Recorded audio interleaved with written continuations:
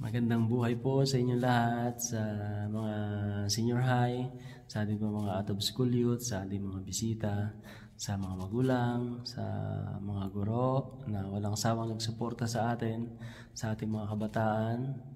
Hubugin sila upang balang araw ay makamit nila yung kanilang mga pangarap. So, bago po ang lahat, ako po ay si Kuya Gerson Santillana. Nais ko pong ibahagi sa inyo ang aking pong buhay, ang aking pong karanasan, kung anong aking mga ginawa, kung paano ako nakarating dito sa Canada. So, kahit na po high school graduate lang, ay nakarating po ako dito sa Canada. So, ibabahagi ko po ito sa inyo, hindi para sabihin, wag na kayo mag-aral ng college kasi pwede naman mag-abroad. So, kung may chance po kayo makapag-aral ng college, ay mag-aral po kayo. So, sa mga hindi naman nakapag-aral ng college, ay may chance pa, may pag-asa po. Malaki po ang pag-asa sa mga mayroon namang mga pamilya at may anak na.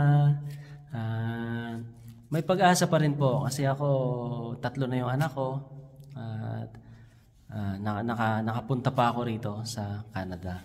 So, basta po buhay may pag-asa. So, kaya wag po tayong mawawala ng pag-asa. Nandiyan po siyang TESDA na handang tumulong sa atin para po makamit natin yung ating pong mga pangarap. So, ang ginawa ko po, yung unang ginawa ko ay kumuha po ako ng certification sa TESDA, yung slaughtering in situ swine.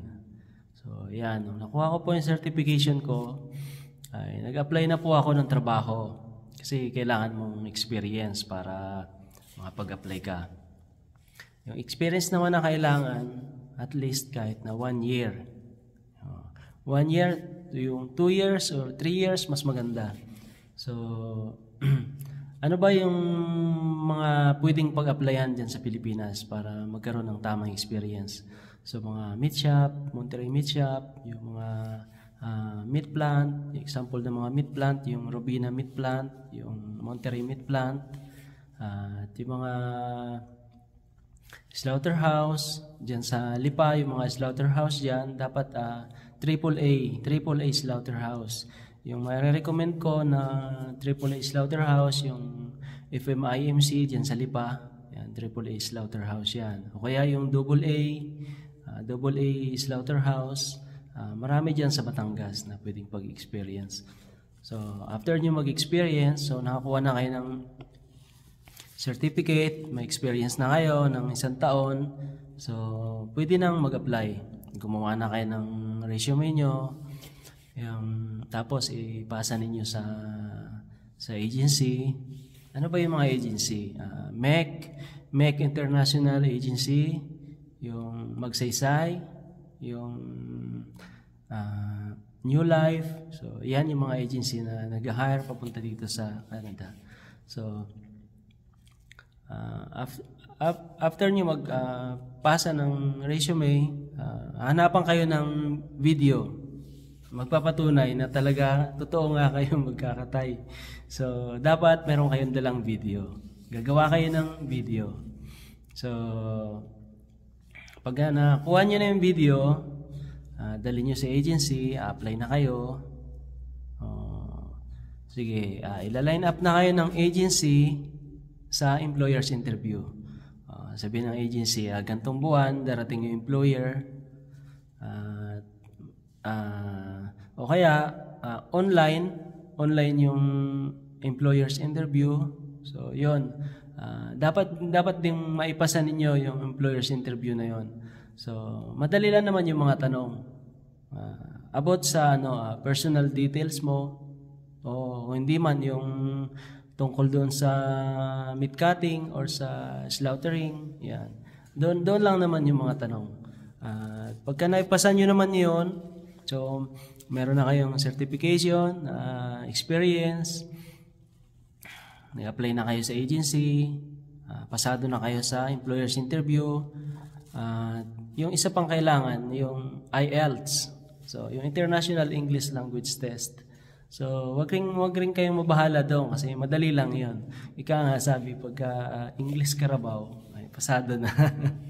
Kaya wag kayong mabahala dahil doon sa English language test. Kasi maraming iba na natatakot sa English language test, hindi mahina sila mag-English, ganon. Pero wag kayong mawalan ng pag-asa.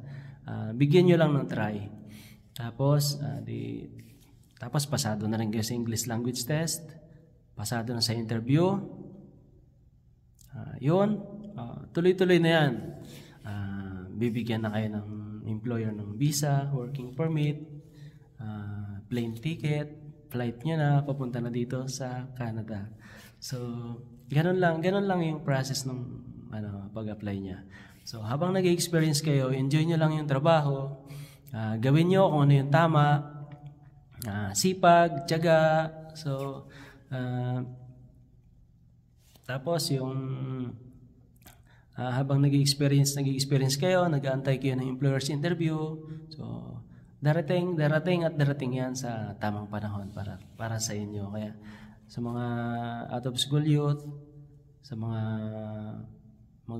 magulang na may chance pa, sa mga senior high na gustong mag-apply, o yan.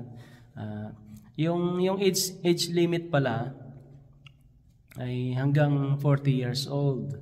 So, pero meron ako mga kasamahan dito na 50 plus na sila, nakarating pa dito. So, nagustuhan ni employer yung video nila. Kasi yun yung pagbabasihan ng employer, ang video yung pagbabasihan ng employer upang makita nila kung ano yung kakayahan mo na gawin yung trabaho. At saka ano ba yung mga agency na pwedeng pag-applyan? MEC International diyan sa Caloocan, yung Magsaysay, yung New Life Agency. Tapos ano pa ba? At yung mga ibang requirements, siyempre kailangan lalabas ka ng bansa, so dapat mayroon kang passport. Yeah. Passport, yung birth certificate mo, NSO, yung marriage contract, kung may asawa ka, yung birth certificate ng mga anak mo, birth certificate ng asawa. So, yun yung process ng pag-apply. At sa mga high school graduate, huwag kayong mawalan ng pag-asa kasi nandiyan si TESDA para tulungan tayo. Bigyan tayo ng skills na gusto natin. At habang buhay tayo, may pag-asa tayo. Magtiwala lang tayo sa taas. At lagi tayong manalangin sa Kanya. Basta samahan natin lagi ng panalangin. Maging optimistic person tayo. Yung puno tayo ng pag-asa. Huwag tayong mawalan ng pag-asa. At saka huwag tayong matakot mag-try. Huwag tayong panghinaan agad lang loob. Isipin ka agad natin, ay, high school graduate lang ako. Tapos, takot ako mag-try.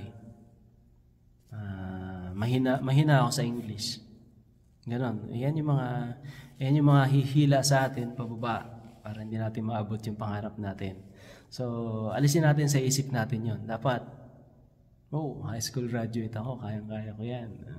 English lang yan. Tapos lagi nating isipin na lagi tayong mag-try. So kahit mahirap, mag-try pa rin tayo. Kasi kahit mahirap, nakuha bigla nating nakuha, ayun, pasok. Kaya ako nag-try lang ako. So pasok, ayun. First time ko mag-apply. So ayun, nakaalis na kagad. Saka samahan natin ng sipag at tiyaga. Tapos lagi nating isipin na lagi nating gawin yung tama. Huwag nating gawin yung mga mali. So isipin muna natin, ay mali ito. Hindi natin gagawin ito. Dapat laging gagawin natin yung tama sa lahat ng oras. Para kakampi natin yung Diyos. Tapos siyempre lagi nating dudulog sa Kanya yung mga plano natin sa buhay. Para ibigay niya talaga sa atin yung kung ano hinihiling niya sa atin. Kung ano yung hinihiling natin sa Kanya. So, yun lang may babahagi ko sa inyo, sa mga kabataan. At sana, kita-kita tayo dito balang araw, hanapin niyo si Kuya Gerson. At saka kung may mga karagdagan kayo mga katanungan, pwede niyo akong chat sa aking FB account sa Gerson Santillana. Sana balang araw magkita tayo dito sa Canada at Kuya Gerson, ako yung narinig ko yung napanood ko yung video mo, na-inspired ako. Kaya ngayon nandito na ako sa Canada. So, hanggang dito lang yung aking maibabahagi. Maraming salamat sa inyo. Maraming salamat sa DepEd family. Kay Ma'am Lilian Birano. Ma'am, maraming po salamat. Kasi ako yung napili ninyo para mag-inspire sa mga kabataan. Malaking tulong din sa akin. Magaan sa pakiramdam pag nakakatulong sa iba, nakaka-inspired sa iba. So, salamat po. Bye-bye po.